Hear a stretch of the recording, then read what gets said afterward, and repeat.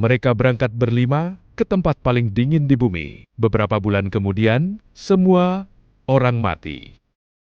Bukan karena badai, tapi karena mereka tidak pernah dijemput. Tahun 1921, sebuah ekspedisi dikirim ke Pulau Wrangel di Kutub Utara.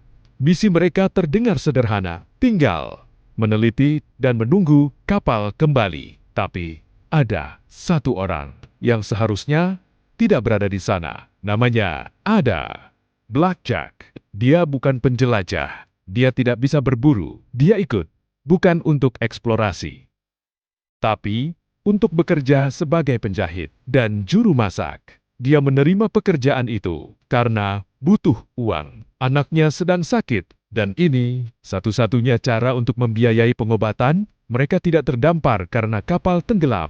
Mereka memang sengaja diturunkan di pulau itu. Rencananya, kapal akan kembali sebelum musim dingin. Tapi rencana itu gagal. Laut mulai membeku. Lebih cepat dari perkiraan, es tebal menutup jalur kapal, membuat pulau itu tidak bisa diakses. Dan di saat yang sama, tim di luar sana juga mengalami masalah. Perbekalan terbatas, dan kondisi laut terlalu berbahaya untuk kembali. Tanpa mereka sadari, mereka bukan hanya menunggu, mereka ditinggalkan oleh keadaan. Awalnya, semuanya masih terkendali, tapi musim dingin Arktik tidak memberi kesempatan kedua, suhu turun drastis, perburuan gagal, dan makanan mulai habis. Kelaparan bukan satu-satunya ancaman. Salah satu dari mereka mulai sakit. Tubuhnya melemah, giginya goyang, dan lukanya tidak sembuh. Dia terkena scurvy, penyakit mematikan akibat kekurangan vitamin C. Di tempat tanpa buah, tanpa sayur, itu bukan sekadar penyakit. Itu awal dari akhir. Dalam kondisi putus asa, 3 pria mengambil keputusan nekat. Mereka berjalan di atas es, mencari bantuan. Mereka tidak pernah kembali. Tidak ada jejak, tidak ada tanda mereka selamat. Hanya hamparan es yang menelan mereka hidup-hidup. Dan sejak hari itu, harapan untuk diselamatkan ikut menghilang. Yang tersisa hanya 2 orang dan 1 wanita. Yang tidak siap, pria yang sakit, semakin parah, tidak bisa berdiri, tidak bisa berburu. Dan di tempat itu, jika kamu tidak bergerak, kamu mati. Suatu hari, dia berhenti bernapas. Sekarang, hanya tersisa 1 orang. Tidak ada suara, tidak ada bantuan. Hanya dingin yang tidak pernah berhenti. Seorang wanita tanpa pengalaman harus bertahan. Sendirian di Kutub Utara, dia belajar dari mengamati, belajar menembak, menjebak hewan, dan menjahit pakaian dari kulit agar tidak mati beku senapan yang mereka tinggalkan. Menjadi satu-satunya harapan hidupnya, dia belajar menembak dengan tangan gemetar karena dia tahu satu kesalahan bisa berarti kematian.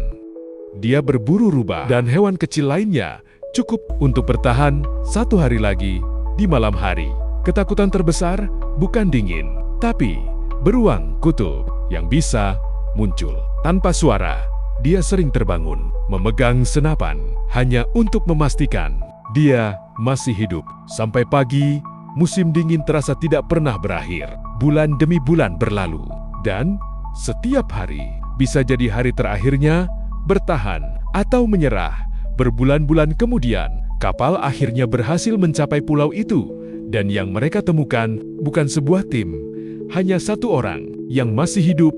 Dia selamat. Tapi dunia di luar tidak sekejam es, melainkan manusia. Setelah kembali, dia langsung dikejar media. Semua orang ingin tahu bagaimana dia bisa hidup sendirian. Tapi bagi dia, itu bukan cerita. Itu luka yang belum sembuh. Bahkan ada yang menuduhnya menelantarkan rekannya yang sakit. Tapi semuanya berubah ketika buku hariannya ditemukan. Setiap halaman menunjukkan satu hal. Dia tidak pernah menyerah dan tidak pernah meninggalkan siapapun. Dengan sengaja, dia kembali bukan sebagai penjelajah, tapi sebagai seorang ibu yang akhirnya bisa bertemu anaknya lagi. Uang dari kisahnya digunakan untuk mengobati anaknya. Dia hidup jauh dari sorotan, membawa cerita yang tidak semua orang sanggup dengar. Dan ketika dia meninggal, dunia mungkin sudah lupa. Tapi tidak dengan kisahnya, dia tidak menaklukkan alam. Dia hanya bertahan lebih lama dari yang lain.